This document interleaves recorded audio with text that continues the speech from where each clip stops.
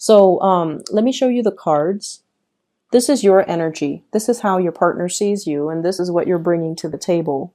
We have here the Queen of Pentacles. She's really pretty. Your partner sees you as someone who is dark-skinned and exotic. Okay, for those with dark skin who are quite exotic looking, you're different from the people that they have dated in the past. You're very, very beautiful. You look nice. You are very presentable. You look very sure-footed for whatever reason. You're self-sufficient. You know how to make money. You work a lot. You take care of yourself. You're financially independent. You have a lot of abundance, but you're very closed off emotionally. In this deck, it basically indicates, you can be male or female watching this, but your partner sees you. You can have green eyes or blue eyes, is what I'm seeing here. The green border really jumped out at me. And, you're just very, very exotic. You're not something that they're used to. And you might also have a lot of Taurian characteristics about you, because with this green, I feel like it's an earthy energy. Okay, it's someone who's very practical. It's someone who's very, very, very slow to act. The energy is very receptive. It's not somebody that acts. It's not somebody that makes a move. It's not something that makes their feelings known. And it's not somebody that, it's almost like it's work, work, work. And it's also, you look really attractive and presentable, and people are coming at you, but you're not really reciprocating. You're not really making yourself known. And you're definitely looking at somebody and flirting with somebody. And, when they see you, I feel like, or when you see them, I feel almost like this damsel in distress type of energy, where you soften up, where you ask them, can you help me do this? Can you help me do that? Your voice gets a little bit different. Your demeanor is different. So you definitely, for singles, you have somebody that you're eyeing, okay? This is the person that you're dealing with. And the message I'm getting from this card is forget me not. This is someone that is not easy to forget. They're very memorable. They have a very strong personality. They have a very strong impact in your life. So we have here the King of Swords, and this can be an air sign, an Aquarius, a Gemini, or like another Gemini that you're dealing with, or a Libra, Aquarius, Gemini, or Libra. This is somebody that is very, very focused on the head, the upper chakras, okay? He's got wings on his head, very mercurial. So you might be dealing with another Gemini or someone with strong Gemini traits. Very analytical, very concise with communication, someone who's very strategic. They plan things out in their lives, and they execute plans that they spend a lot of time, on, okay? So I feel like they do things with a purpose. They do things with an agenda, and every action leads towards an objective. So in a way, they can be very intimidating. They get things done, their plans come to fruition, and everything they say, you see it manifest. So this is someone who's a doer. This is someone who's just not just there to talk, they're strategic. So whatever information they share with you, everything is shared very, very strategically. And I feel like with this person, their presence is really strong. I am seeing like someone who makes such a huge impact. And the blue flower, the forget-me-not, this is someone that is a really major player in your life, and you can't really shake the connection. You're really looking at them, and I feel like they intimidate you. They really intimidate you, and they look at you like they're very interested in you, but they would like to see some type of acknowledgement from your end. Do you like me or don't you like me? They seem to me to be like a little bit impatient, and they're going to make their feelings known. So for example, if I'm feeling almost like I'm feeling almost like they're losing their patience. It's taking so long. The connection is taking so long. And I also feel as well, with the wings on his head, maybe the two of you are not really talking about the right things. Maybe the emotions and the connections is being suppressed because you're working a lot, because they've got a lot of plans, because this is somebody who's a doer. And if they don't see the same actions from your end because you're not really making any plans to connect with them, and yet the two of you, the attraction is really undeniable. I mean, they're clearly looking at each other. And this person is getting, look at his face. He's like, what's going on? And he's just like kind of grouchy looking, like impatient. And I feel like this is somebody who likes animals, who's very soft inside, but he's so upper chakra focused that he talks about things that might just be, very platonic. But there's definitely emotions here. There's definitely attraction.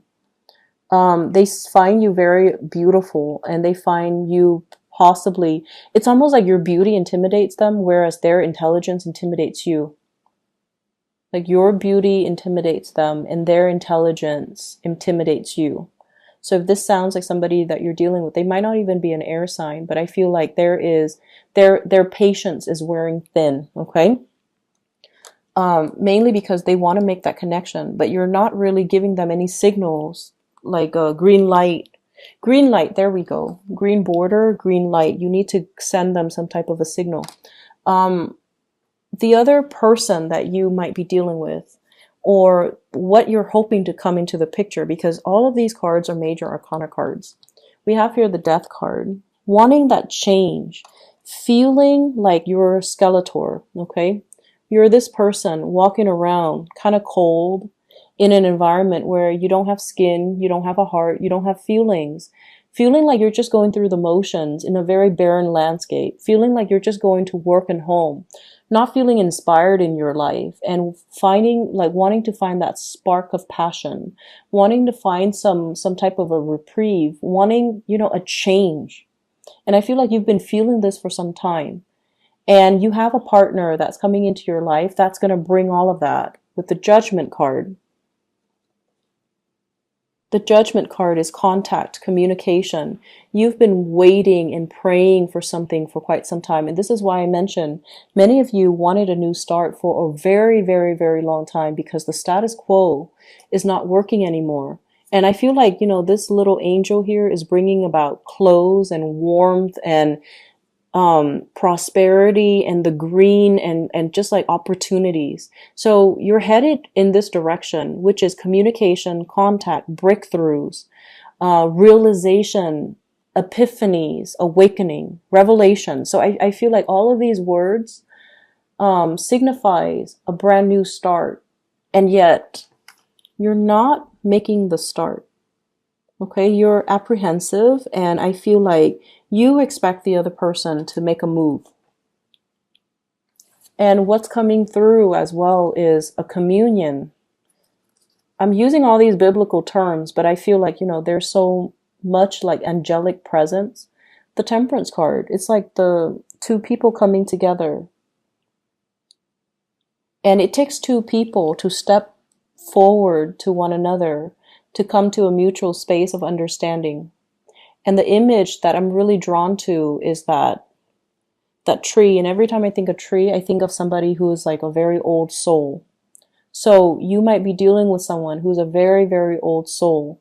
They have things to do, places to go, and they need to travel to raise their vibration. And what that means is they want to learn. They don't like to have opportunities pass them by. And so if they see you as someone who lets opportunities pass you by, they might not feel like you're the right person for them. So I see like on a very deep soul connection, and I also feel like somebody is teaching you a lot about yourself. Someone is revealing to you that you've been behaving like this. You might have been clinging on to a lot of, earthly things, homes, financial security, and you might not have acted in a way that allows that's really nourishing your soul. You might have everything at your disposal, but if you're like the skeleton here, where you're operating in a barren landscape and you don't feel human and you don't feel like you matter, and then you let these opportunities pass you by, it can be very detrimental. So someone is bringing in this realization and this major awakening in your life, and you start to feel passion and that sense of communion again, that sense of like you're meeting someone who is a kindred soul, who's teaching you a lot about the world, who's an old soul, and they can give out a lot of insights and advice. Then go for it. Okay. So I believe it was last week where there might be third parties. Whereas I feel like this week, your energy is definitely focused on one person. And I have a very strong air sign, Aquarius, Gemini, and Libra. And I feel like there's a major learning curve that has to happen with this person. So opening up your communication with this person is going to be critical. And I feel like the person you're dealing with, they find you very attractive, very beautiful, but you might be a little bit too, they might see you as a little bit too materialistic. They might also see you as someone who doesn't take initiative, and they're kind of impatient. Okay, if you like them, go for it, because I feel like the major arcana cards are giving you your spiritual advice in love, and it's saying that this can be a very beautiful and fruitful union, and it can really grow. And this is a card of Sagittarius. So you're dealing with someone who might be your polar opposites, might be a Sagittarius as well. So I have air sign, Scorpio, and Sagittarius. So Aquarius, Gemini, Libra, Scorpio, Sagittarius. But these are people that are very polar opposites from you. In other areas of your life, your spiritual advice here is, once again, the big reveal, the revelation. And I feel as if it's a continuation of the love reading. That's what it feels like to me. And I feel like it harkens back to last week's energy where there might be a third party interfering. So I hate to, revisit the same themes, but that's what it feels like, because we have the Ace of Cups, the High Priestess, the Seven of Swords. And the Ace of Cups deals with love. The High Priestess deals with information that's hidden from the light.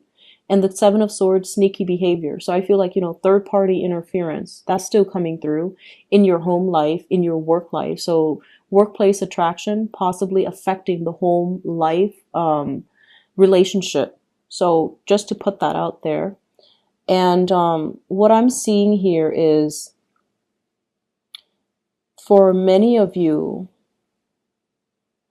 I feel almost as if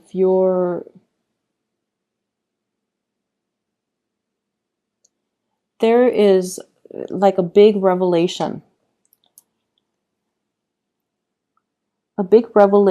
in terms of long-term goals, okay?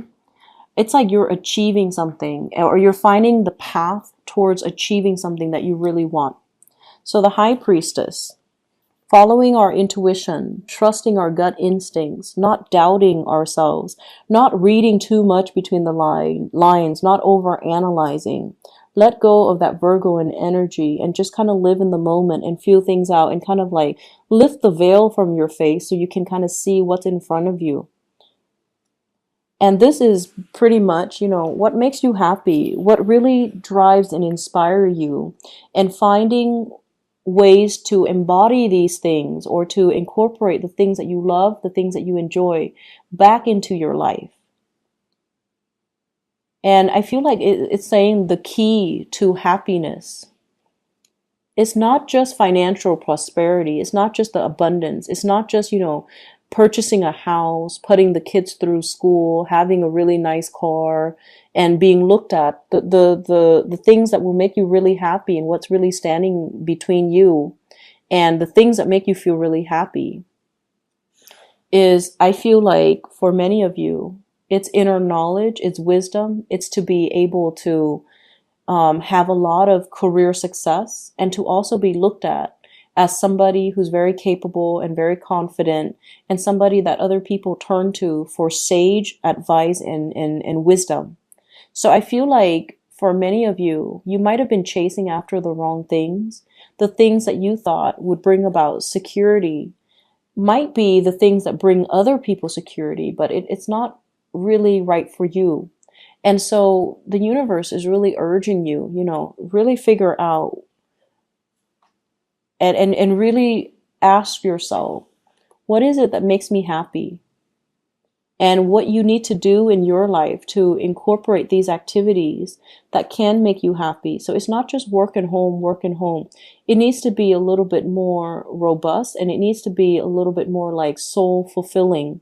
So I feel like many of you are getting to a point where you want something to nurture, or you want someone to nurture you, or you want something to spiritually and emotionally nurture you. And you're going to be able to come to that realization here if you are able to achieve this financial stability first, so that you're not constantly, worried about finances and expenditures, and then be able to focus on love and relationships. And I have as well the Six of Wands. This is like career success and accolades. Okay. This is pretty much getting ahead in life, having a wide following, getting a lot of recognition, and being able to lead the way, having people trust you enough and respect you so that they can follow your lead, and they can, come to you for advice and for consultation. And we also have as well the Seven of Swords as well as the Six of Wands.